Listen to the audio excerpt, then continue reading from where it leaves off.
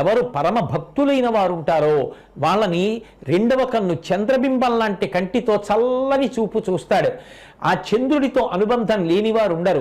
ఏ తల్లి పాట పాడినా చందమామ రావే జాబిల్లి రావే అంటే పిల్లలకి చంద్రుణ్ణి మేనమామ వరస కలిపి పాట పాడుతుంది. ఏ కవులు వర్ణించినా ఎక్కడ అందం కనపడినా చంద్రబింబంతో ఉపమానం చేస్తారు.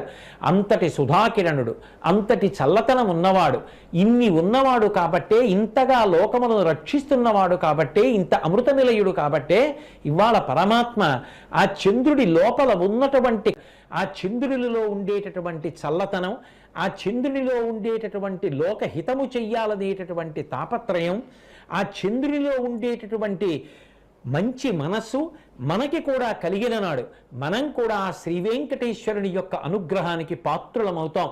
మనుష్యులుగా భగవంతుడు మనకి మంచి బుద్ధినిచ్చాడు, మంచి మనసు ఇచ్చాడు, మంచి శరీరాన్ని ఇచ్చాడు, ఇంత బలం ఇచ్చాడు.